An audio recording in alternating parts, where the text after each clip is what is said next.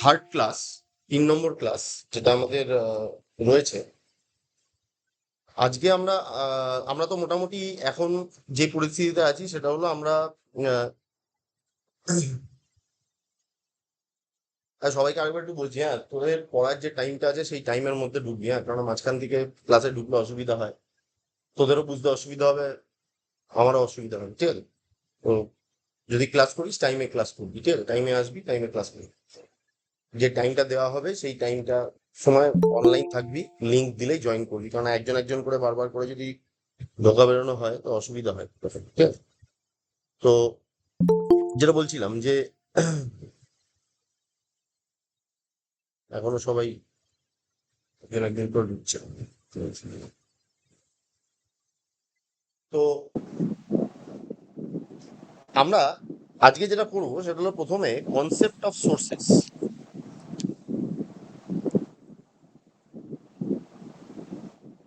সবাই মাইক বন্ধ রাখবি।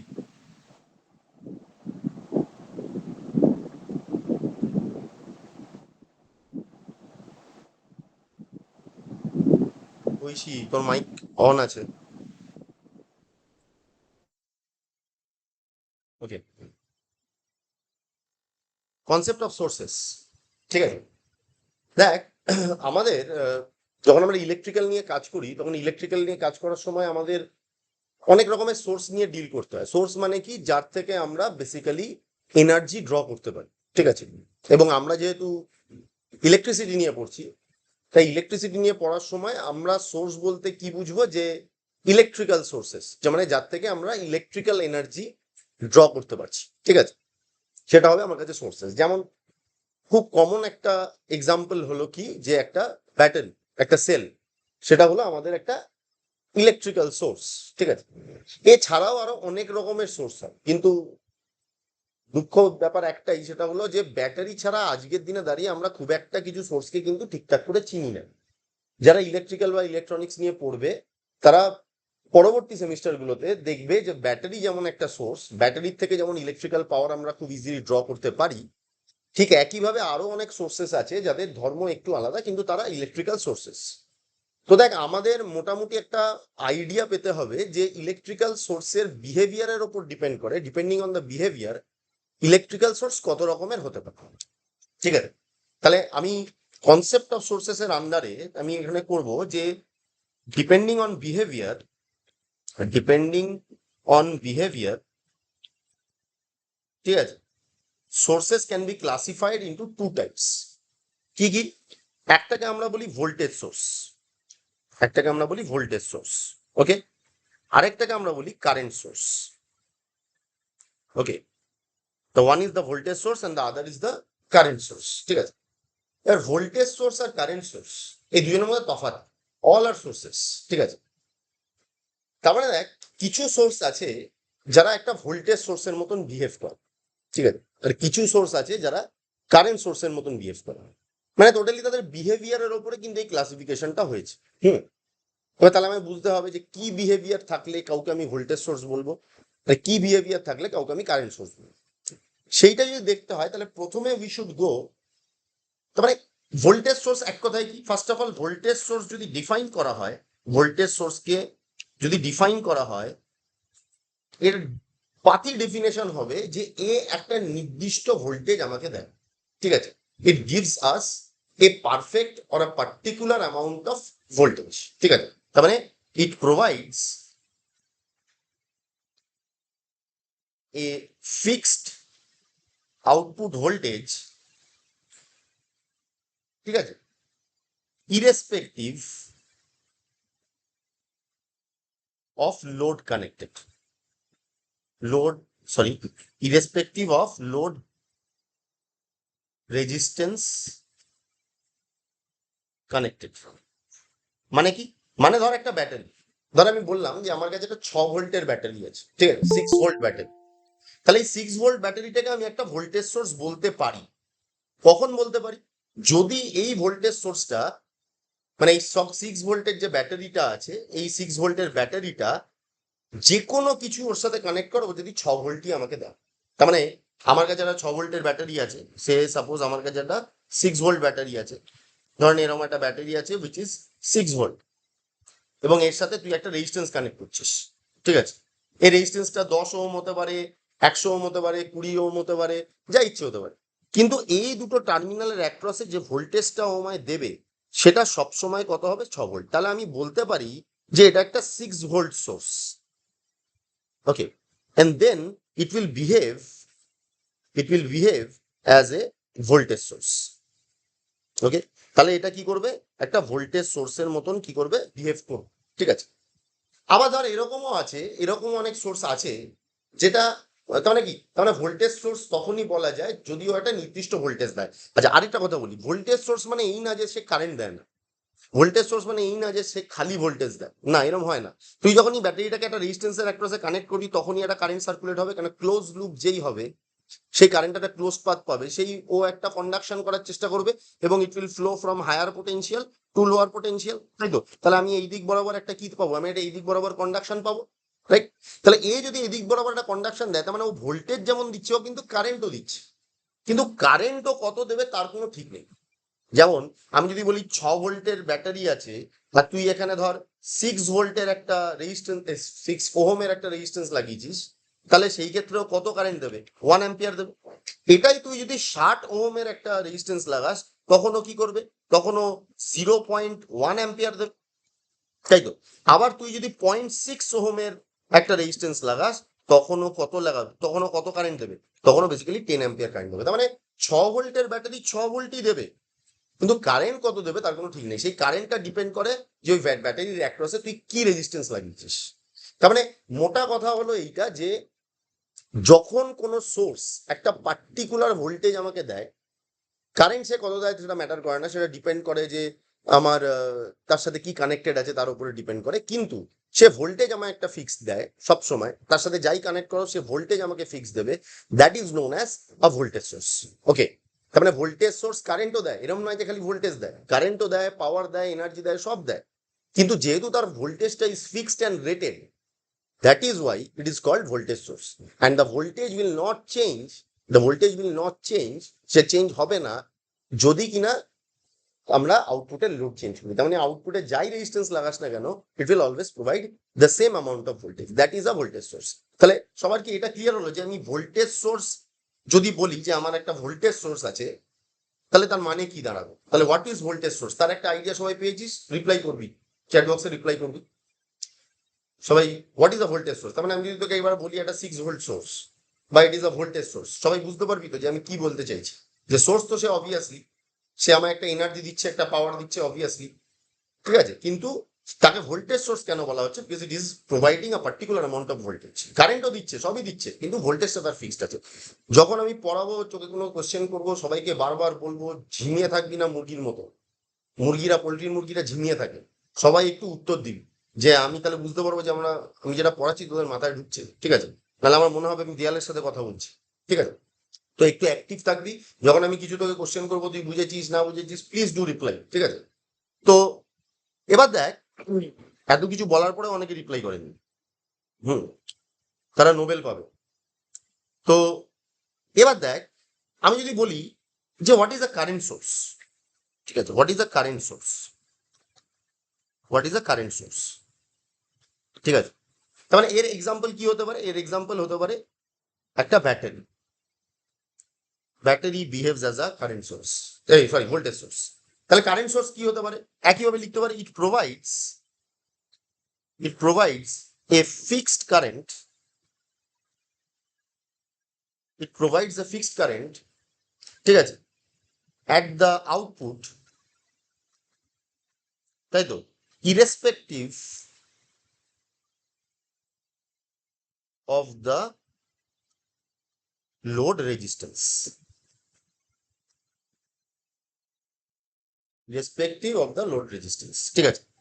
তার মানে কি হবে? যদি আমি কথার কথা বলি, ধর আমার কাছে একটা কারেন্ট সোর্স আছে, হ্যাঁ, আমার কাছে একটা কারেন্ট সোর্স আছে, এবার তুই বলবি এটা কি আঁকলে? This is the symbol of a current source, ঠিক আছে? এবার এর ভিতরে কি আছে সেটা নিয়ে এখন মাথা ঘামাতে হবে। ধরে নে এরকম একটা সোর্স আছে, এটা একটা বাক্স, ঠিক আছে, ইট ইজ আ ব্ল্যাক বক্স, এবং তার থেকে দুটো টার্মিনাল বেরিয়ে আছে, ঠিক আছে, এবং সে তার থেকে যদি দুটো টার্মিনাল বেরিয়ে থাকে that is a current source. এবার কত কারেন্ট সোর্স? ধরেন এটা 10 অ্যাম্পিয়ারের সোর্স, ঠিক আছে।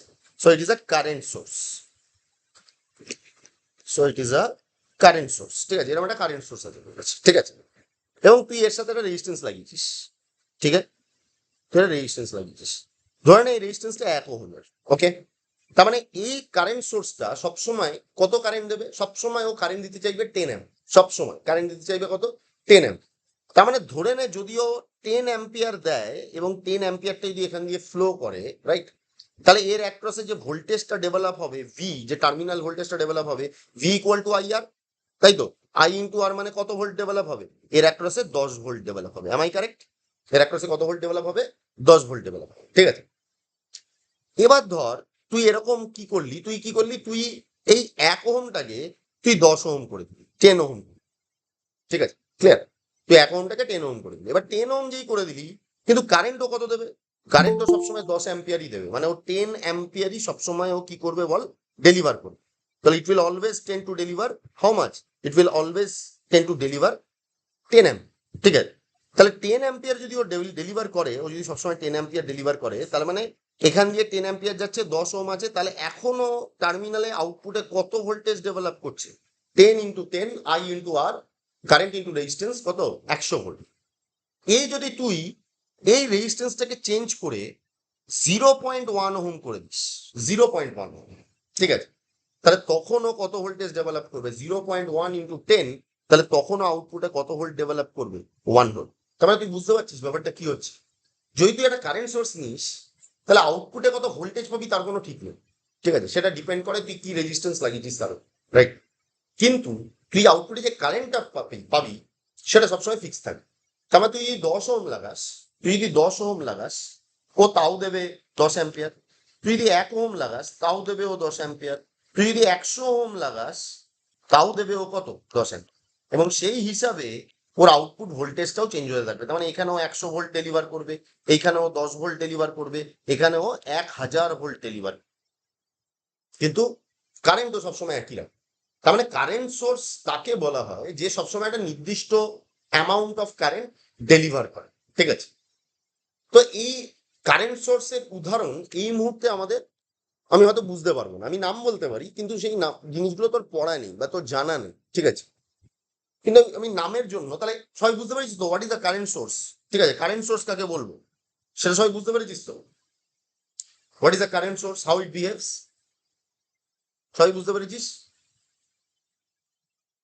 যখন আমি কোশ্চেন করবো টেক্সট করে সবাই আমাকে একটু রিপ্লাই করবে, ঠিক আছে,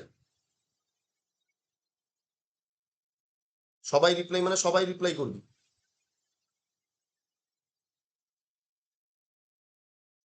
ঠিক আছে।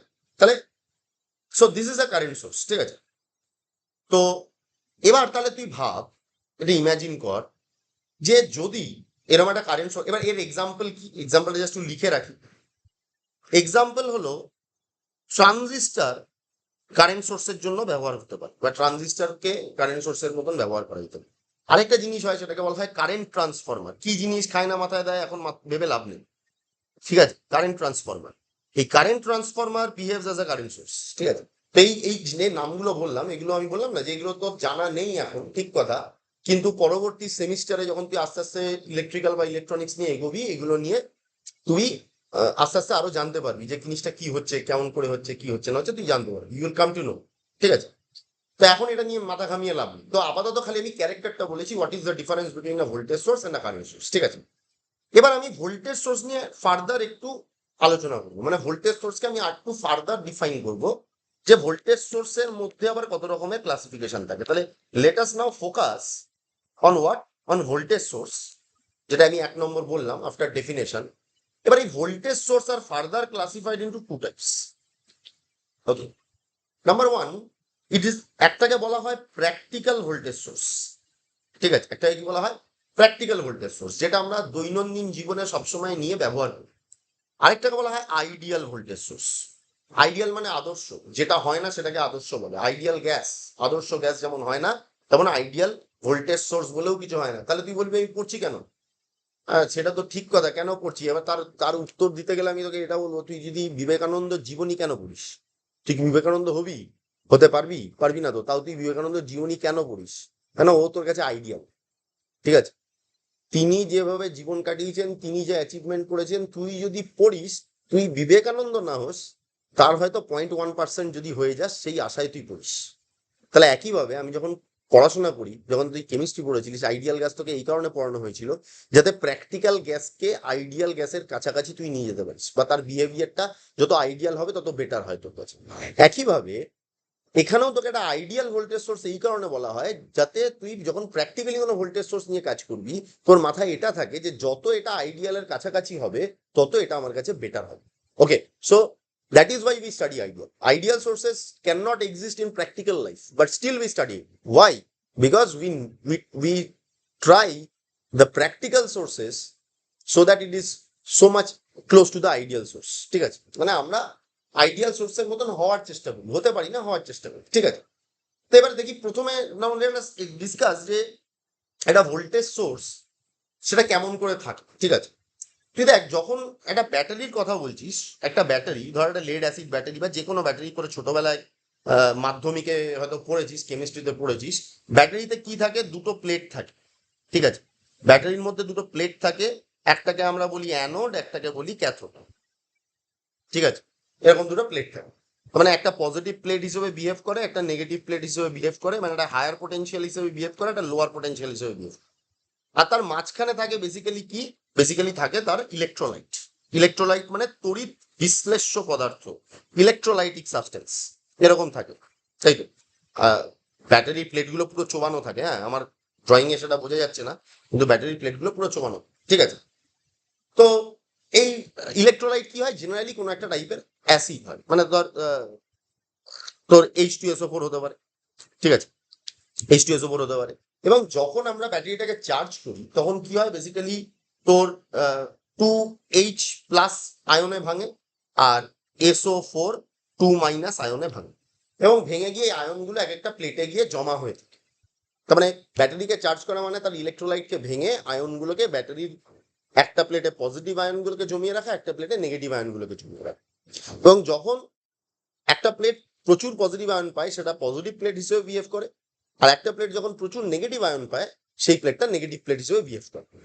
এবার যখন তুই এর সাথে বাইরে থেকে কোনো রেজিস্ট্যান্স কানেক্ট করিস তখন কি হয়, তখন বেসিক্যালি এই পজিটিভ চার্জ যেগুলো আছে সেগুলো কি হয়, এই রেজিস্ট্যান্সের মধ্যে দিয়ে গিয়ে এই প্লেটে এসে নেগেটিভ চার্জগুলোকে নিউট্রালাইজ করে। তার মানে এইখানে SO4- হয়ে আছে, এখানে H+ হয়ে আছে, তাহলে এখানে কি হবে, এই পজিটিভ আয়নগুলো নেগেটিভ প্লেটের দিকে যায়, গিয়ে আবার H2SO4 তৈরি করে আবার অ্যাসিড হয়ে চলে আসে। তার মানে যদিও পজিটিভ আয়ন যায় না, যায় অ্যাকচুয়ালি নেগেটিভ আয়ন, কিন্তু কারেন্টের ডাইরেকশন ধরার জন্য আমরা পজিটিভ আয়ন যাচ্ছে এটা ভেবে নিই। ঠিক আছে, তার মানে কি, তার মানে হলো যে যখন কারেন্ট ফ্লো করে তাকে এই যে মিডিয়ামটা আছে না, চার্জ বা ডিসচার্জের জন্য এই মিডিয়ামটা আছে, এই মাধ্যমটা যে আছে বা যে প্লেটগুলো আছে, এই প্লেটের মধ্যে এই অ্যাসিডের মধ্যে কারেন্টগুলোকে ফ্লো করতে হয়। ঠিক আছে, তাহলেই তার একটা ক্লোজ সার্কিট ফরমেশন। তার মানে কি, তার মানে হলো যে কারেন্ট খালি ব্যাটারির পজিটিভ থেকে নেগেটিভে গিয়ে শেষ হয় না, তার মাঝখানে যে অ্যাসিড আছে তার মধ্যে দিয়েও সার্কুলেট করে। তার মানে ক্লোজ পাথ যদি দেখতে হয় তাহলে এই মাথা থেকে নিয়ে এই মাথা থেকে নিয়ে পুরো মাথাটাই তার ক্লোজ পাথ। তাহলে মনে রাখবি, পৃথিবীর যে কোনো মাধ্যমের একটা রেজিস্ট্যান্স হয়, পৃথিবীর যে কোনো মাধ্যমে। তুই যদি ইলেকট্রিসিটিকে বায়ুর মধ্যে দিয়ে ফ্লো করাতে যাস তারও একটা রোধ থাকবে, তুই যদি মেটালের মধ্যে দিয়ে ফ্লো করাস তাও একটা রোধ থাকবে, তুই যদি কোনো লিকুইডের মধ্যে দিয়ে ফ্লো করাস তাও তার মধ্যে একটা কি থাকবে, একটা ইয়ে থাকবে, একটা একটা রেজিস্ট্যান্স থাকবে। তাহলে পৃথিবীর যে কোনো মাধ্যমে, নর্মাল টেম্পারেচার প্রেসারে যে কোনো মাধ্যমে একটা রেজিস্ট্যান্স থাকবে। তার মানে ব্যাটারির ভিতরের যে ইলেকট্রোলাইট আছে, তার যে প্লেট আছে, তাদেরও একটা রেজিস্ট্যান্স আছে, যেটা আমি ব্যাটারির বাইরে থেকে দেখতে পাই কিন্তু আছে। এবং ব্যাটারি যখনই চার্জ বা ডিসচার্জ করবে এই রেজিস্ট্যান্সটা কিন্তু সার্কিটে কাজ করবে। তার মানে কি, ব্যাটারির ইনার সার্কিটের জন্য the plates, the acids, the electrolytes, everything, they they provide a certain amount of resistance which is not observed from outside. You cannot see it from outside, but it is there. And whenever you will charge or discharge the battery, you will find that that resistance is working within the circuit, right? তাহলে ওই সার্কিটের মধ্যে ওটা কাজ করে। তাহলে এইবার এবার কি দাঁড়ায়, এবার কেসটা এরকম দাঁড়ায় যে যদি তুই একটা ব্যাটারি ধরিস, if you imagine a battery, okay, if you imagine a battery, suppose I am imagine a battery, ধরে নে এর ইএমএফ হলো ই, এবং ধরে নে E is equal to how much 6 volt, তার মানে এটা 6 ভোল্টের battery. Suppose it is a 6 volt battery, তাহলে তার ইএমএফ হলো 6 ভোল্ট। কিন্তু তার সাথে আমরা কি করি, যখনই কোনো ভোল্টেজ সোর্স আঁকি তখনই তার সাথে আমরা সিরিজে একটা রেজিস্ট্যান্স দেখাই, এটাকে ছোট হাতের আর দিয়ে লিখি। Now this R is called internal resistance, internal resistance. Okay, this R is called internal resistance. why it is called internal resistance? Because this resistance, যেটা আমি ব্যাটারির বাইরে কল্পনা করে নিচ্ছি অঙ্ক করার জন্য, সেই রেজিস্ট্যান্সটা অ্যাকচুয়ালি ব্যাটারির বাইরে নেই, সেই রেজিস্ট্যান্সটা ক্রিয়া করছে ব্যাটারির ভিতরে, ঠিক আছে? কিন্তু আমি সেটা ব্যাটারির ভিতরে মানে অ্যাকচুয়ালি দেখাতে গেলে কেমন দেখানো উচিত ছিল, এই ব্যাটারি এইখানে রেজিস্ট্যান্স এরকম দেখানো উচিত ছিল, কিন্তু সেটা আমরা দেখাই না। আমরা ওই রেজিস্ট্যান্সটাকে কি করি, আমরা রেজিস্ট্যান্সটাকে বাইরে আমরা কল্পনা করি। একই ব্যাপার সিরিজ সার্কিট, বাইরে দাও, ডান দিকে দাও, বাঁ দিকে দাও, কেস একই ঘটবে, কোনো অসুবিধা নেই। এবং এই টোটালটাকে একটা ভোল্টেজ সোর্স হিসেবে আমরা দেখি। তাহলে ভোল্টেজ সোর্সের কি থাকে, সেল থাকে, ইএমএফ থাকে, তার সাথে তারা থাকে একটা ইন্টারনাল রেজিস্ট্যান্স, এবং সেই ইন্টারনাল রেজিস্ট্যান্সটাকে আমরা সিরিজে কল্পনা করি। তাহলে এবার যদি তুই এর সাথে বাইরে একটা রেজিস্ট্যান্স লাগাস, তার মানে এই যে ডটের জায়গাটা আছে, এই ডটের জায়গাটা কিসের মধ্যে আছে, ভোল্টেজ সোর্সের মধ্যে আছে, ডটের জায়গাটা ভোল্টেজ সোর্সের মধ্যে আছে। তাহলে এই যে রেজিস্ট্যান্সটা তুই বাইরে থেকে লাগিয়েছিস সেটাকে ধরলাম লোড রেজিস্ট্যান্স। তাহলে this is RL, RL is what, load resistance. Okay, load resistance, very good, load resistance. তাহলে এই যে লোড রেজিস্ট্যান্স আছে, এই লোড রেজিস্ট্যান্সটা যখনই তুই কানেক্ট করবি, এ কি করবে, একটা কারেন্ট দেবে, আই দেবে। আমি ধরে নিচ্ছি লোড রেজিস্ট্যান্সের অ্যাক্রসে যে ভোল্টেজটা তুই পাচ্ছিস that is V. Okay, V means what, V is terminal voltage, V is terminal voltage. Okay, V is terminal voltage. আর ই কে আমরা বলি ব্যাটারির ইএমএফ, ইলেকট্রোমোটিভ ফোর্স।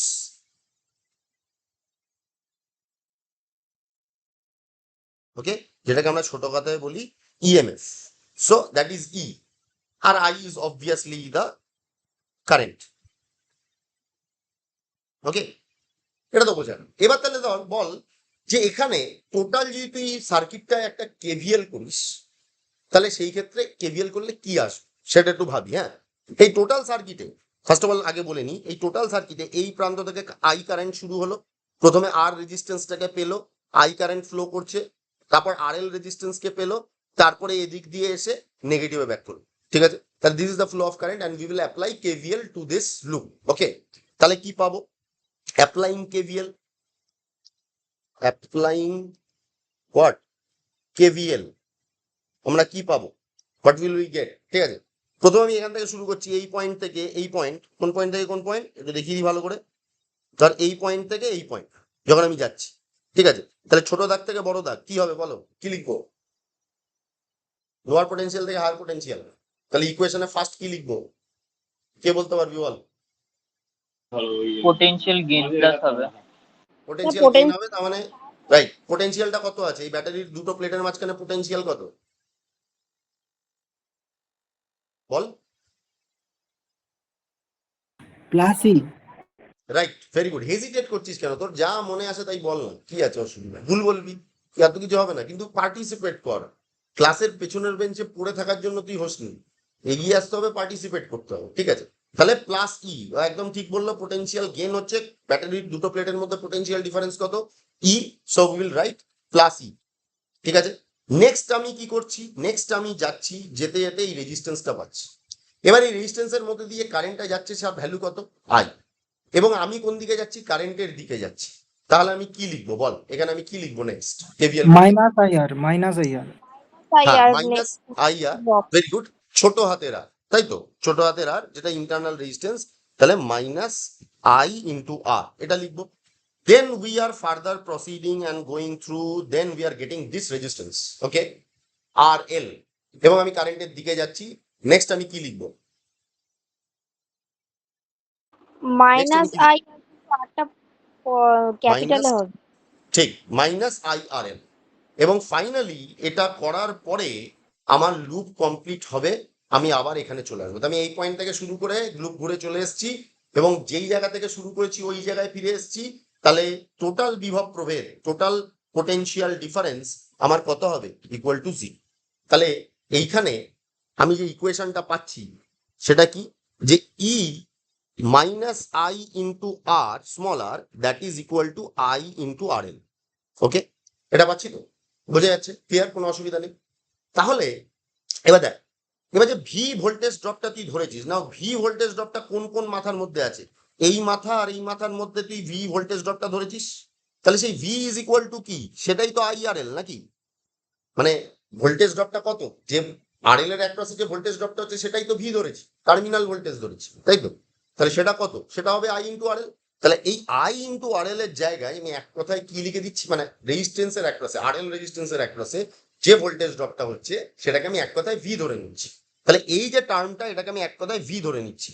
তাহলে আমার ইকুয়েশন কি দাঁড়াচ্ছে, E minus I into R is equal to V, correct. তাহলে ভি ইজ ইকুয়াল টু, আমি এখানে ফাইনাল ইকুয়েশন পেয়ে গেলাম, V is equal to E minus I into R. Okay, বোঝা গেল, যেখানে ভি কে বলা হয় কি, টার্মিনাল ভোল্টেজ, ই কে বলা হয় ই মানে ইলেকট্রোমোটিভ ফোর্স, যে কোনো ভোল্টেজ সোর্সের ইলেকট্রোমোটিভ ফোর্স হয়। তার মানে যদি তুই 6 ভোল্টের ব্যাটারি কিনিস, that 6 volt is the electromotive force, মানে ওই দুটো প্লেটের অ্যাক্রসে যে ভোল্টেজটা কাজ করছে, ব্যাটারির দুটো প্লেটের অ্যাক্রসে যে ভোল্টেজটা কাজ করছে না, R L is the resistance which is connected external to the battery. ঠিক আছে, বাইরের থেকে যে রেজিস্ট্যান্সটা আমি লাগিয়েছি সেটা হলো আমার আর এল, লোড রেজিস্ট্যান্স। ঠিক আছে, তাহলে এই ইকুয়েশনটা পাওয়া যায়, তাহলে this is the equation of any voltage source, যে কোনো ভোল্টেজ সোর্স এই ইকুয়েশনটা ফলো করে। এবং যারা ইলেকট্রিক্যাল বা ইলেকট্রনিক্স নিয়ে পড়বি তারা ভবিষ্যতে এই ইকুয়েশনটাকে বারবার ইউজ করবি, whenever you will deal with a battery, whenever you will deal with a voltage source, you will deal with this particular equation. So it is very important that you understand this equation. এটা ভালো করে তোকে বুঝতে হবে, ডেপথে বুঝতে হবে, মুখস্থ করলে হবে না। ঠিক আছে, কোত্থেকে এলো, কিভাবে এলো, তোকে ভালো করে বুঝতে হবে, রাইট। এইবার আমি তোকে একটা প্র্যাকটিক্যাল জিনিস দেখাবো, যেটা voltage source, actual practical voltage source behave কেমন করে করে, কেমন করে বিহেভ করে। তাহলে এত অবধি আমি যে ইকুয়েশনটা ডেরাইভ করেছি সেটা সবাই বুঝতে পেরেছিস কিনা আগে বল, first you tell me then, যে এত অবধি যেটা হয়েছে সেটা সবাই বুঝতে পেরেছিস কিনা, এই যে ডেরিভেশনটা হলো তোর চোখের সামনে সেটা সবাই বুঝতে পেরেছিস কিনা। সবাই রিপ্লাই করবি, যারা যারা পড়ছিস আছিস যারা, সবাই রিপ্লাই করবি, প্লিজ ডু রিপ্লাই, ঠিক আছে, ওকে, ঠিক, ওকে। তাহলে এইবার দেখ, এটা তো হলো, এত অব্দি তো দাঁড়াও, ঠিক আছে। তো এবার আমি একটা সিচুয়েশন দেখাবো, ঠিক আছে, কি সিচুয়েশন দেখাবো, ধর এরকম একটা ভোল্টেজ সোর্স আছে, তার ইন্টারনাল রেজিস্ট্যান্স আছে, এরকম একটা ভোল্টেজ সোর্স আছে।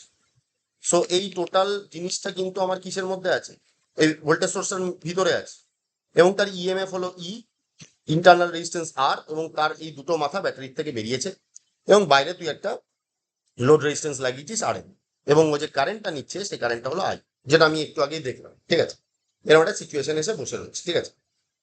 এবার দেখ, এবার যে নেক্সট জিনিসটা আমি বলবো সেটা কি, যে এই যে কারেন্টটা তৈরি হচ্ছে, তুই যদি আগের ইকুয়েশনটায় দেখিস, এই কারেন্টটা যেটা তৈরি হচ্ছে বা যে ইকুয়েশনটা তুই পেলি সেটা হলো, এই টার্মিনালের অ্যাক্রসে ভোল্টেজ ড্রপটা হচ্ছে সেটা টার্মিনাল ভোল্টেজ, সেটা হলো V is equal to E minus I into R.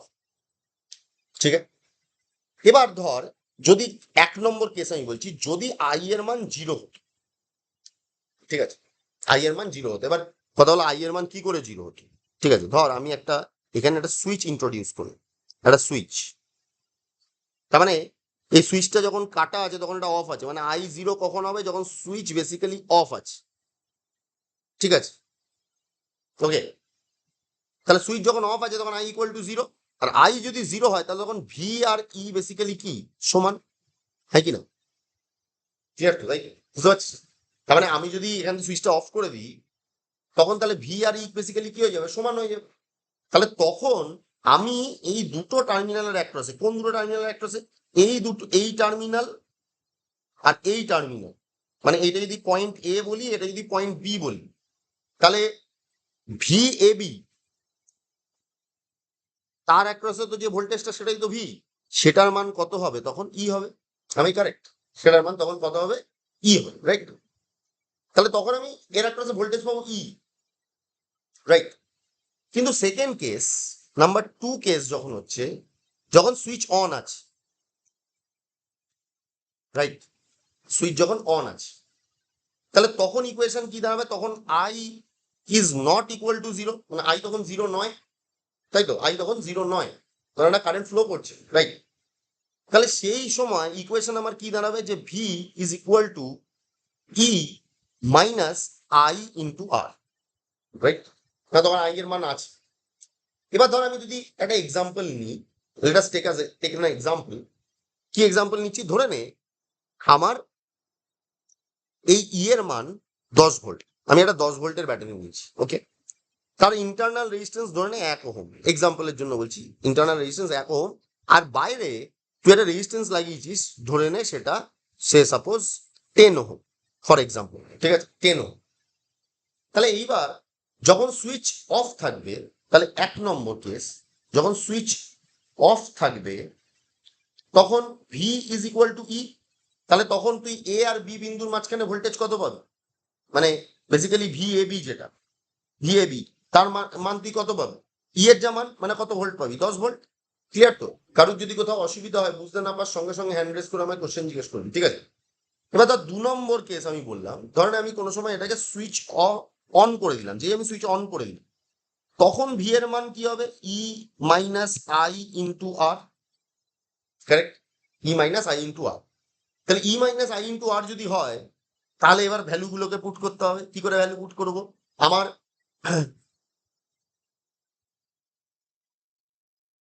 I এর মান, আচ্ছা, এখানে ই এর মান কত হবে?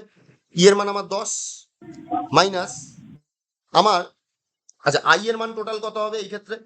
আই এর মান টোটাল কি হবে? টোটাল ভোল্টেজ কত আছে? 10 ভোল্ট, তাই তো? আর টোটাল রেজিস্ট্যান্স কত আছে? 10 প্লাস 1, বুঝতে পারলি তো? মানে টোটাল ভোল্টেজ কত আছে? 10 ভোল্ট। লুপে টোটাল ভোল্টেজ কত আছে? 10 ভোল্ট, তাই তো? আর টোটাল রেজিস্ট্যান্স কত আছে? 10 প্লাস 1, মানে এখানে 1 আর এখানে 10। যখন সুইচ অন করে দিবি তখন এটা হবে, তাই তো? তাহলে তখন কারেন্টের ভ্যালু কত হবে? 10/11। এবার 10/11 করলে তোর ওই 0.9 এর কাছে, 0.9 সামথিং আসে, ঠিক আছে? মানে 10/10 হলে 1 হয়, 10/11 হলে 1-এর থেকে একটু কম হয়, মানে 0.9 সামথিং আসে। তা আমি ধরে নিলাম অ্যাপ্রক্সিমেটলি এটা 0.9। এক্সাক্ট কত হবে ক্যালকুলেটারে বের করে তুই বের করে নিতে পারিস। ধরে নে এটা 0.9 ধরলাম, তাহলে কারেন্টের ভ্যালু কত হবে? 0.9 into 1 ohm, because this is 1 ohm, R এর ভ্যালু 1, তাহলে কত হবে? 10 মাইনাস 0.9, তার মানে কত হবে? 9.1 ভোল্ট, তাই তো? অ্যাপ্রক্সিমেটলি, আমি এটাকে পুরো বলবো না, this is approx calculation. You can exactly calculated, calculator use করে তুই এক্স্যাক্টলি ক্যালকুলেশন করে নিতে পারবি, ঠিক আছে? তাহলে ব্যাপারটা কি বোঝা গেল? যে যদি আমি একটা 10 ভোল্টের ব্যাটারি নিই এবং সুইচ যখন অফ থাকছে, যখন সুইচ অফ থাকে না, এই কন্ডিশনটাকে বলা হয় নো লোড কন্ডিশন। কি বলা হয়? No load, no load condition, ঠিক আছে?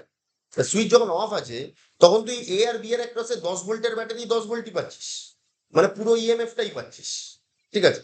কিন্তু যেই তুই সুইচটা ক্লোজ করে দিচ্ছিস আর ব্যাটারি যেই কারেন্ট ফ্লো করাতে শুরু করছে, তখন এ আর বি এর অ্যাক্রসে, মানে টার্মিনাল, যে ব্যাটারির দুটো মাথা বেরিয়েছে, এই পুরো পার্টটা তো ব্যাটারির ভিতরে আছে। তাহলে ব্যাটারি থেকে যে দুটো মাথা বেরিয়েছে, যখনই ব্যাটারিটা লোড দিতে শুরু করছে, মানে কারেন্ট দিতে শুরু করছে, তখনই এ আর বি এর অ্যাক্রসে কিন্তু তুই পুরো 10 ভোল্ট পাচ্ছিস না, তখন ভোল্টেজটা ড্রপ করে যাচ্ছে। ড্রপ করে কত হচ্ছে? 10-এর জায়গায় ধর 10.9, 9.9, 9.1, এরকম 9.5 এরকম হচ্ছে। এবার ভাব, যদি আর এর মান, তাহলে তুই কি চাই? এই যে ইন্টারনাল রেজিস্ট্যান্স আর যেটা আছে, এর মান তুই চাইবি বেশি হোক না কম হোক? তুই কি চাইবি? অ্যান্সার যেমন, আমার উত্তরটা বুঝতে পারলি? যে ধর তুই একটা 10 ভোল্টের ব্যাটারি নিয়েছিস, তার একটা ইন্টারনাল রেজিস্ট্যান্স আছে, তার মানটা তুই কি চাইবি? যে ইন্টারনাল রেজিস্ট্যান্সের ভ্যালুটা বেশি হোক না কম হোক? হ্যাঁ টিঙ্কু বল। কম হোক স্যার। একদম তাই, কম হোক। যদি বেশি হয় তাহলে কি হবে টিঙ্কু বল? যদি বেশি হয় তাহলে কি হবে? বেশি হলে ওটাতে বেশি লোড পড়ে যাবে, তার জন্য তার ওই রেজিস্ট্যান্সটা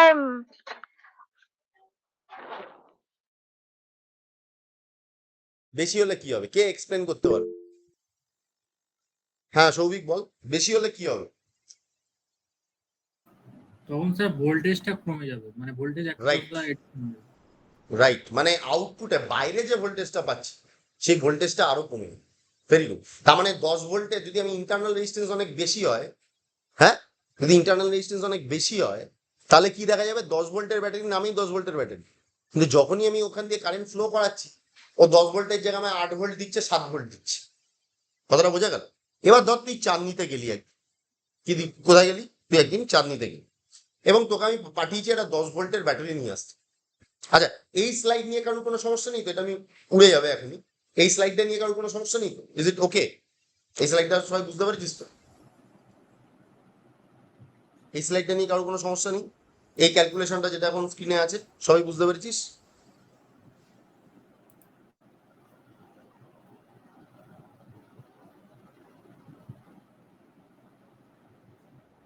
ওকে, ঠিক। তাহলে এবার দেখ, যদি আমি তোকে বলি যে এটা তো হলো, এবার তাহলে তোকে যদি আমি বলি যে তুই গেলি কোথায়, তুই গেলি একটা চাঁদনিতে, তোকে আমি চাঁদনিতে পাঠালাম, বললাম একটা 10 ভোল্টের ব্যাটারি নিয়ে আয়। ঠিক আছে, একটা দোকানে গেলি, 10 ভোল্টের ব্যাটারি চাইলো 1000 টাকা। আবার আরেকটা দোকানে গেলি, 10 ভোল্টের ব্যাটারি চাইলো 100 টাকা। তার মানে এ যে 1000 টাকা তোর কাছ থেকে চাইলো, এ কি তোকে ঠকাচ্ছে, না অন্য কোনো ব্যাপার আছে? অ্যান্সার দিতে হবে। সৌভিক ছাড়া অন্য কেউ, আমি চাই সবাই একটু রিয়াক্ট করুক। সৌভিক ছাড়া অন্য কেউ একটু পার্টিসিপেট করে, একটু 1000 বল। টাকা যেটা, সেটা নিশ্চয়ই ইন্টারনাল রেজিস্ট্যান্স কম আছে। কারেক্ট। তার মানে কি, ও আরো আইডিয়াল ভোল্টেজ সোর্স হিসেবে কাজ করবে। এবার ধর তোর মোবাইলে যে ব্যাটারিটা আছে, ধর লিথিয়াম আয়ন ব্যাটারি আছে তোর মোবাইলে, রাইট? এবার সেই মোবাইলের একটা ব্যাটারি কত ভোল্ট, কারোর মোবাইলে 5 ভোল্টের ব্যাটারি থাকে, কারোর মোবাইলে 9 ভোল্টের ব্যাটারি থাকে। সেটা মোবাইলের বিভিন্ন মানে মডেলের উপর ডিপেন্ড করে। একদম 3 ভোল্টের ব্যাটারির মডেল আছে আছে এবার তুই বলবি মোবাইলের ব্যাটারি কিনতে যাচ্ছি, হ্যাঁ, তুই বলবি আমার তো মোবাইলে 5 ভোল্টের ব্যাটারি, রাইট? আর বাইরে তো 5 ভোল্টের ব্যাটারি পাওয়া যায় কত কম দামে, তা আমি মোবাইলের ব্যাটারি কিনতে যাচ্ছি, দেখছি বলছে 2500 টাকা। So why so? তা দেখ, ভোল্টেজ দেখলেই হলো না, সেই ব্যাটারির নেচারটা দেখতে হবে। ঠিক আছে, যে কত তার ইন্টারনাল রেজিস্ট্যান্স, কারণ ইন্টারনাল রেজিস্ট্যান্স যত কম হবে, ঠিক আছে, ইন্টারনাল রেজিস্ট্যান্স কি হবে, যত কম হবে, তার মানে আমি যেটা বোঝাতে চাইছি, একটা ইন্টারনাল রেজিস্ট্যান্স ব্যাটারি যত কম হবে, তত দেখা যাবে যে ও ফিক্সড ভোল্টেজ আমাকে দেবে। তার মানে ফর এনি ভোল্টেজ সোর্স, তাই তো? আর মানে কি, internal resistance should be very low. ঠিক আছে, ইন্টারনাল রেজিস্ট্যান্স শুড বি, কি বললাম বল, should be very low, very okay, very low. যত আর লো হবে, তত তুই আউটপুটে আইডিয়াল ভোল্টেজ পাবি। এবার তুই ভাব, যদি আমি এত দামি ব্যাটারি বানালাম যে আর এর ভ্যালু 0ই হয়ে গেল, এত দামি ব্যাটারি বানালাম যে তার ইন্টারনাল রেজিস্ট্যান্স প্রায় 0।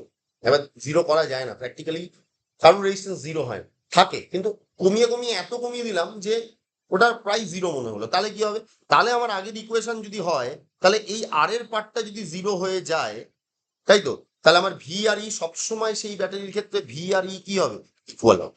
তার মানে 10 ভোল্টের ব্যাটারি তখন 10 ভোল্টই দেবে, কারেক্ট? তখনই ওটাকে বলা হয় আইডিয়াল ভোল্টেজ সোর্স। তার মানে একটা আইডিয়াল ভোল্টেজ সোর্স কখন আইডিয়াল হয়, বা কোনো ভোল্টেজ সোর্স কখন আইডিয়াল হয়, যখন তার ইন্টারনাল রেজিস্ট্যান্স 0 হয়। আর তার ইন্টারনাল রেজিস্ট্যান্স যখনই 0 হয়, তখন সে আউটপুটে কি করে, একটা সেম অ্যামাউন্ট অফ ভোল্টেজ সবসময় প্রোভাইড করে, তার ইন্টারনাল ড্রপটা ভ্যারি করে না। তাহলে কারেন্ট বাড়ুক কি কমুক, তার ইন্টারনাল ড্রপ বাড়েও না কমেও না, 0ই থাকে, এবং সে সবসময় পুরো ভোল্টেজটা আউটপুট। তাহলে হোয়াট ইজ ভোল্টেজ সোর্স? আর প্র্যাকটিক্যাল ভোল্টেজ সোর্সের ক্ষেত্রে কোনোদিনও আর আমার ভ্যালু কি হবে না বল, 0 হবে। ঠিক আছে, প্র্যাকটিক্যাল ভোল্টেজ সোর্সে কোনোদিন 0 হবে না, কিন্তু আইডিয়ালের ক্ষেত্রে কি হয়ে যাবে, ওর ভ্যালুটা কি হয়ে যাবে বল, 0। ঠিক আছে, তাহলে এটা তো বোঝা গেল, এত অব্দি বোঝা গেল। এবার দেখ, তাহলে সবাই বল ভোল্টেজ সোর্স এত অব্দি বোঝা গেছে তো? Voltage source, what is voltage source?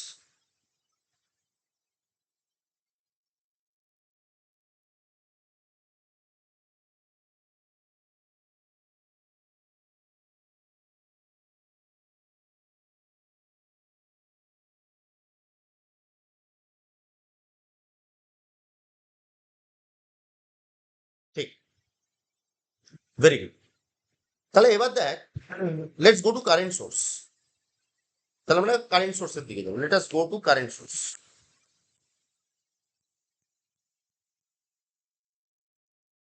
ঠিক আছে, দেখ এটা কারেন্ট সোর্সকে আমরা এরকম ভাবে রিপ্রেজেন্ট করি।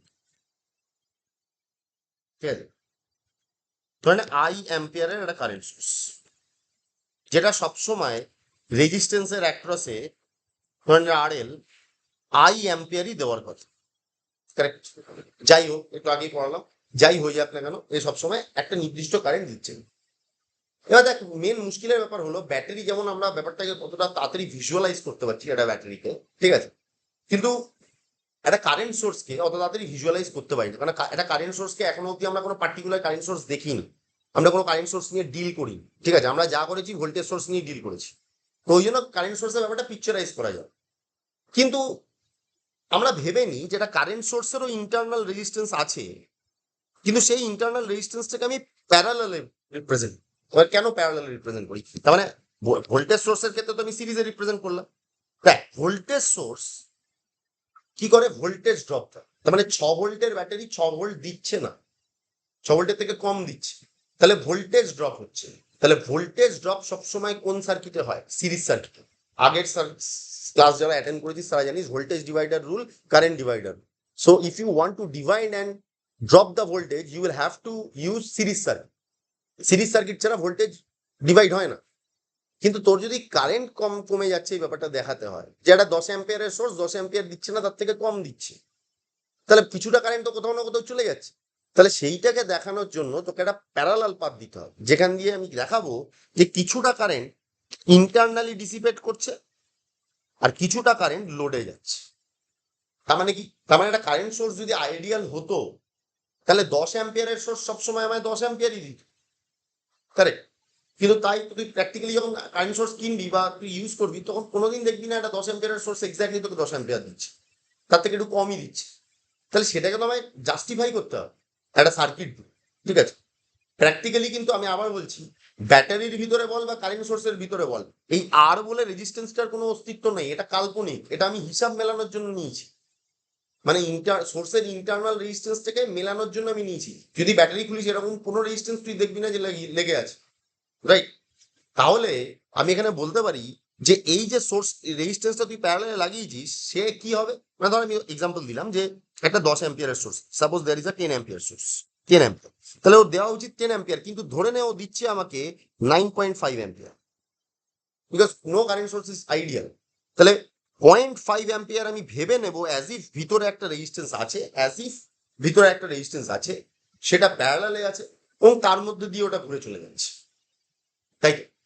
তাহলে আমি এখানে যদি বলি কারেন্ট ডিভাইডার রুল যদি লাগাই, এখানে প্যারালালি দুটো রেজিস্ট্যান্স আছে, তার মানে আমার টোটাল কারেন্ট কত? আই। সেই আমরা জানি কারেন্ট সবসময় ডিভাইড হয় রেজিস্ট্যান্সের ব্যস্তানুপাত, তাহলে আরএল এর মধ্যে দিয়ে যে কারেন্টটা যাচ্ছে সেটা আইএল, এবং সেইটার যদি হিসাব করতে হয় তাহলে ব্যস্তানুপাতে ভাগ করতে হবে, নিচে থাকবে আর প্লাস আরএল, এবং আইএল এর ক্ষেত্রে আমি নেব আর, আর আই ইনের ক্ষেত্রে আমি নেব কি? RL by R plus RL. এই হিসাবটা কি হলো সেটা যদি বুঝতে হয় তাহলে আগের ক্লাস 2 যেটা আছে সেই ক্লাসে আমি যে current divider voltage divider rule করেছি সেটা একটু দেখে নিন, ভালো, ঠিক আছে? তো দ্যাট ইজ দ্য থিং, ঠিক আছে? তাহলে আমি যদি কথার কথা বলি যে এই ইন্টারনাল রেজিস্ট্যান্সটা ধরে নে 100 ওহম, আর আরএল ধরে নে 1 ওহম, তাই তো? তাহলে আলটিমেটলি হিসাব কত দাঁড়াবে? লোড কত কারেন্ট পাবে, টোটাল কারেন্ট কত 10 অ্যাম্পিয়ার, আই এর ভ্যালু কত 10 অ্যাম্পিয়ার, তাহলে 10 ইন্টু আর কত 100 বাই 101, তাই তো? মানে 10-এর থেকে একটু কম পাবে, তাই তো? এটা হিসাব করে যদি দেখিস 10-এর থেকে একটু কম পাবে। আর এ কত পাবে? ইন্টারনালি কতটা ফ্লো করে যাবে? 10 ইন্টু 1/101, তাই তো? 100 প্লাস 1, তাই তো? আর প্লাস আর, ঠিক আছে? তার মানে এইটুকু কারেন্ট বেরিয়ে যাবে। তার মানে এখান থেকে কি বোঝা যাচ্ছে? কারেন্ট সোর্সের ক্ষেত্রে ইন্টারনাল রেজিস্ট্যান্স যেটা হবে সেটা বেশি হওয়া ভালো না কম হওয়া? কারেন্ট সোর্সের ক্ষেত্রে ইন্টারনাল যে রেজিস্ট্যান্সটা হবে, যেটা আর হবে, যেটা কিনা আমি প্যারালালে রিপ্রেজেন্ট করছি, সেটা বেশি হওয়া ভালো না কম হওয়া ভালো? বেশি হবে না কম হবে? কে একজন রিপ্লাই দে। বেশি হওয়া ভালো। কেন? কম হলে কি হবে? টোটাল কারেন্ট যেটা ফ্লো করছে সার্কিটে সেটা কমে যাবে। রাইট, মানে টোটাল কারেন্ট কমে যাবে না, টোটাল কারেন্ট কমে যাবে না, টোটাল কারেন্টের মধ্যে ম্যাক্সিমাম কারেন্টই ইন্টারনাল রেজিস্ট্যান্সের মধ্যে দিয়ে ফ্লো করে যাবে। মানে আউটপুটে বাইরে কারেন্টটা কম বেরোবে। আমার কথাটা কি বোঝা গেল? মানে আমি যদি তোকে এখানে বলি যে এই রেজিস্ট্যান্সটা কম, কোন রেজিস্ট্যান্সটা কম? এই রেজিস্ট্যান্সটা কম, রাইট? তাহলে এই রেজিস্ট্যান্স যদি কম হয়, তাহলে এখান দিয়ে যা, তোরা তো জানিস তো, যেই পাতের রেজিস্ট্যান্স কম সেই পাতে কারেন্ট বেশি যায়, আগের দিন বোঝাচ্ছিলাম। তাহলে এখান দিয়ে যে টোটাল কারেন্টটা যাচ্ছে, যদি এই রেজিস্ট্যান্সটা এর তুলনায় এটা অনেক কম হয়, তাহলে কি হবে? ম্যাক্সিমাম কারেন্ট এখান দিয়ে ফ্লো করে যাবে, রাইট? আর খুব কম কারেন্ট বাইরে তুই লোডে পাবি, মানে বাইরে যেখানে তোর দরকার অ্যাকচুয়ালি সেখানে তুই কম পাবি। তাহলে কি হওয়া উচিত? এই রেজিস্ট্যান্সটা খুব বেশি হওয়া উচিত। তাহলে কি হবে? মিনিমাম কারেন্ট এখানে ডিসিপেট করবে। যেমন এটা 100 ওহম দেখালাম, এটা 1 ওহম দেখালাম, মানে যদি এই রেজিস্ট্যান্সের তুলনায় এই রেজিস্ট্যান্সটা 100 গুণ বেশি, তার ফলে তুই কি পাচ্ছিস? তোর লোড কারেন্ট তুই অনেক বেশি পাচ্ছিস, তাই না? তাহলে আমার কি হবে? আমার এখানে এই যে হিসাবটা আছে, এই হিসাবে তোকে দেখাতে হবে যে this internal resistance should be very high. এবার ভাব, যদি এই আর এর ভ্যালু ইনফাইনাইট হয়, কি বললাম? আর এর ভ্যালু কি হয়? আর এর ভ্যালু যদি ইনফাইনাইট হয়, তাহলে আই ইন এর ভ্যালু কত হবে? মানে বুঝতে পারছিস, ইনফাইনাইট মানে খুব হাই, তাহলে আই ইন এর ভ্যালু কত হবে? বল, একটু রিপ্লাই দে। টেন্স টু জিরো হবে। টেন্স টু জিরো হবে, একদমই তাই, টেন্স টু জিরো হবে। তাহলে যদি আই ইন এর ভ্যালু তাই হয় আর টেন্স টু জিরো হয়, তাই তো? তাহলে আমার হিসাব কি দাঁড়াচ্ছে?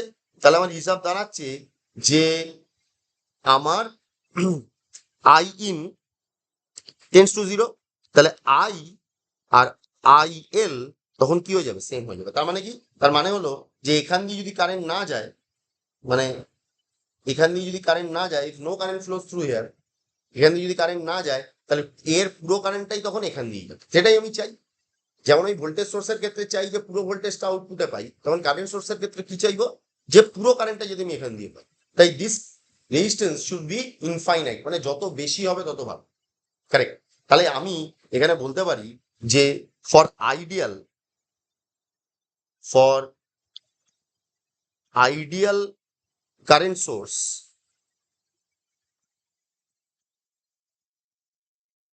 আর শুড বি ইনফাইনাইট। এবার ইনফাইনাইট তো করা সম্ভব না, যেমন রেজিস্ট্যান্স জিরো হওয়া সম্ভব না, রেজিস্ট্যান্স ইনফাইনাইটও কোনোদিন হয় না, ঠিক আছে? তো ওই জন্য আইডিয়াল কারেন্ট সোর্স পাওয়া যায় না। হ্যাঁ, তুই রেজিস্ট্যান্স যত বেশি রাখবি, ইন্টারনাল রেজিস্ট্যান্স যত বেশি রাখবি, তত দেখা যাবে ও কারেন্ট সোর্সের মতন বিহেভ করবে, it will act like a current source. Okay, বোঝা গেছে? তাহলে এত অবধি তো আমি বুঝতে পারলাম, ঠিক আছে? এবার দেখ, তাহলে এত অবধি সবার কাছে ক্লিয়ার কিনা বল? এখনো অবধি কারোর কোনো ডাউট আছে কিনা? Do you have any doubts or something like that? এখনো অবধি কারোর কোনো ডাউট আছে কিনা বলতে পারিস? সবাই বুঝতে পেরেছিস কিনা প্লিজ একটু বলবি।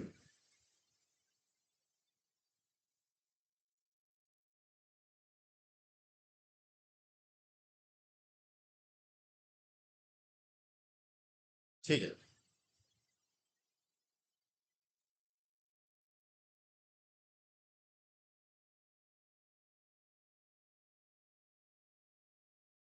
ঠিক। এবার দেখ,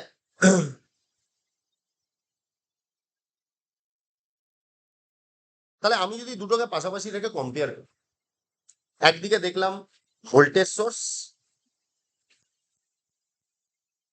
আর একদিকে দেখলাম কারেন্ট সোর্স,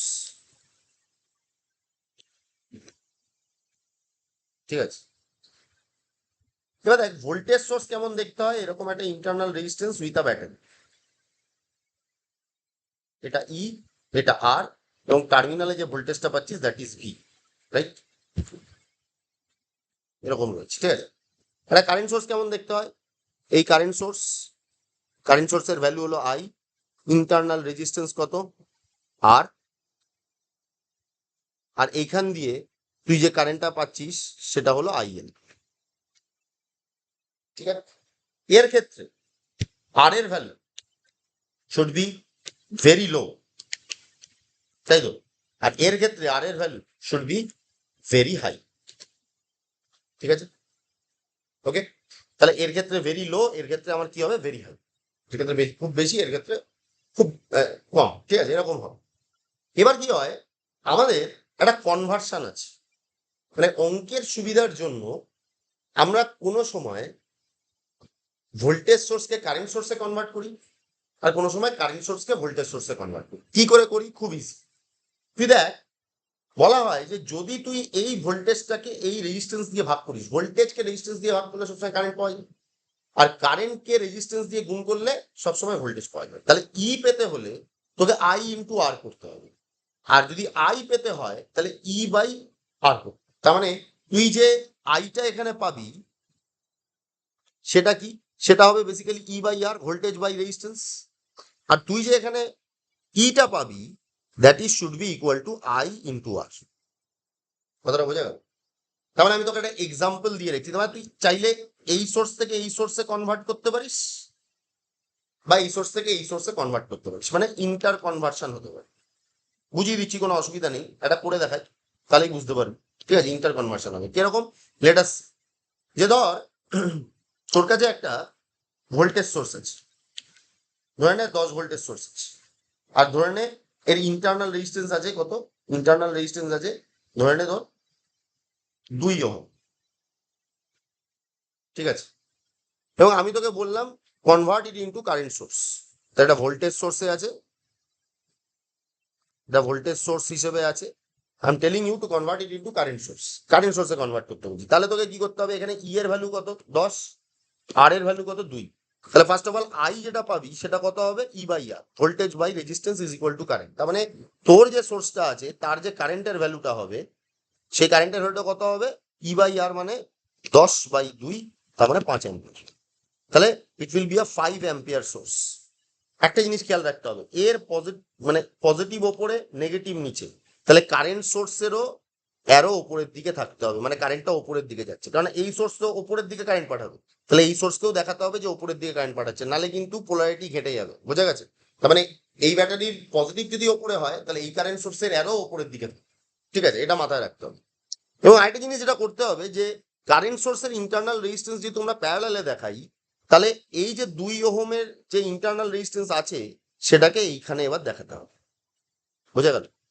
তাহলে উল্টো ব্যাপারটাও খুব ইজি, মানে উল্টো ব্যাপারটা খুব ইজি, মানে যদি তোকে এই কারেন্ট সোর্সটা দিয়ে বলে যে ভোল্টেজ সোর্সে কনভার্ট করো, তুই কি করবি, তুই প্রথমে ই এর ভ্যালু বের করবি। ই এর ভ্যালু কি করে বের করবি, E equal to I into R, তাহলে 5 ইন্টু 2 করবি, তাহলে 10 ভোল্ট দেখাবি। আর সেই 10 ভোল্টের করার পরে ইন্টারনাল রেজিস্ট্যান্সটাকে তুই সিরিজ প্যারালালের জায়গায় সিরিজে কানেক্ট করবো, তাহলে এটাই হলো ডিফারেন্স। এবার তুই বলবি দাদা আইদার আমার কারেন্ট সোর্স হতে পারে, দাদা আমার আইদার ভোল্টেজ সোর্স হতে পারে, কিন্তু কারেন্ট সোর্সকে ভোল্টেজ সোর্স হিসেবে কি করে কনভার্ট করবো, কারণ দুজনের ডেফিনেশন তো আলাদা বল, এটা অনেকেই তোকে আলোচনা করে না বা বলে না। অনেকের মাথায় কোশ্চেন আসতে হয় যে কনভার্সন তো করে দিলাম, তুই বলে দিলে তুমি বুঝলাম করে দিলাম, কিন্তু একটা কারেন্ট সোর্স কি করে ভোল্টেজ সোর্স হতে পারে, অ্যাকচুয়ালি ভাবা যেতে পারে। যদি অঙ্কের স্যার না থাকে তাহলে ফিজিক্সের স্যার এসেও অঙ্কটা চালিয়ে দিতে পারে, বা ফিজিক্সের স্যার না আসলে অঙ্কের স্যার এসেও ওটাকে চালিয়ে দিতে পারে। কিন্তু হ্যাঁ, ফিজিক্সের স্যার যেরকম ফিজিক্স পড়াবে বা অঙ্কের স্যার যেভাবে অঙ্ক পড়াবে সেটা অন্যরা পারবে না, চালিয়ে দিতে পারে। সে তো অঙ্কের স্যার গিয়ে ইতিহাসও পড়িয়ে দিতে পারে, ঠিক কথা, চালিয়ে দিতে পারে, তখন সেই ইতিহাসের স্যার, অঙ্কের স্যার নয়, কিন্তু ওরকম ভাবে পারবে না। যেমন তোকে আমি এক্সাম্পল দেখাই, তোর জিনিস ভেবে দেখ, তোর এইটা 10 ভোল্ট ছিল, ইন্টারনাল রেজিস্ট্যান্স 2 ওহম ছিল, এবার 2 ওহম ইন্টারনাল রেজিস্ট্যান্স মানে ইন্টারনাল রেজিস্ট্যান্সটা কম, তার মানে এটা কিন্তু একটা ভোল্টেজ সোর্সের মতনই কাজ করছে। কিন্তু যদি তুই একে কারেন্ট সোর্সের মতন কাজ করাস, তুই দেখ প্যারালালে 2 ওহম চলে আসবে, এবার প্যারালালে যদি 2 ওহম চলে আসে তাহলে এই 5 অ্যাম্পিয়ারের মধ্যে ম্যাক্সিমাম কারেন্টই তো এখান দিয়ে ফ্লো করে যাবে, তাহলে বাইরে কি লোকে কোনো কারেন্ট পাবে? পাবে না। তো ওই জন্য তুই জোর করে কারেন্ট সোর্স হিসেবে অঙ্ক করতে পারিস, কিন্তু এটা কিন্তু অ্যাকচুয়ালি কারেন্ট সোর্স হিসেবে ভালো বিহেভ করবে না। তুই চাইলে অঙ্কের স্যারকে দিয়ে ইতিহাস পড়াতে পারিস, কোনো অসুবিধা নেই, কিন্তু সে কিন্তু ইতিহাসের স্যারের মতন অতটা ভালো আইডিয়ালি পারফর্ম করতে পারবে না। That is the issue. ঠিক আছে, তার মানে অঙ্কের জন্য আমি করে নিতে পারি, কিন্তু প্র্যাকটিক্যালি যেটা কারেন্ট সোর্স সেটা কারেন্ট সোর্সের মতনই বিহেভ করে, যেটা ভোল্টেজ সোর্স সেটা ভোল্টেজ সোর্সের মতনই বিহেভ করে। জাস্ট অঙ্কে যাতে ইজিলি আমি জিনিসটাকে ভাবতে পারি, ঠিক আছে, তার জন্য এই কনভার্সনটা ব্যবহার করতে হয়। ভাববি না যে এরকম হলো যে মানে কারেন্ট সোর্স ভোল্টেজ সোর্সের মতন বিহেভ করবে, দ্যাট ইজ নট। ঠিক আছে, তো আমরা কি করব, আমরা পরের দিনের ক্লাসে কি করব, কিছু অঙ্ক এটা নিয়ে দেখব। ঠিক আছে, কি নিয়ে অঙ্ক দেখবো সবাই একটু ভালো করে দেখে রাখবি। আমরা ওহমের সূত্র, KCL, KVL, current divider, voltage divider আর কারেন্ট সোর্স, ভোল্টেজ সোর্স, এই যেটুকু আমরা পড়েছি তার উপরে বেস করে আমি কিছু নিউমারিক্যাল এক্সাম্পল আমরা পরের দিন দেখবো। পরের দিন কবে ক্লাস হবে আমি বলে দিচ্ছি গ্রুপে। তো দয়া করে তার আগে এই জিনিসগুলোকে মাথায় নিয়ে রাখিস, নাহলে কিন্তু অঙ্ক তুই বুঝতে পারবি। ঠিক আছে, তো এটা হলো আমাদের ব্যাপার। আজকের ক্লাস এত অবধি থাকবে। আজকে আমরা কারেন্ট সোর্স, ভোল্টেজ সোর্স নিয়ে আলোচনা করলাম। ফাইনালি কারোর যদি কোনো কোশ্চেন থাকে বলতে পারিস। ঠিক আছে, ফাইনালি কারোর যদি কোনো কোশ্চেন থাকে বলতে পারিস, আমি বলতে পারবো। কারোর যদি কোনো জিজ্ঞাসা থাকে বা কোনো জায়গায় কোনো প্রবলেম থাকে বলতে পারিস।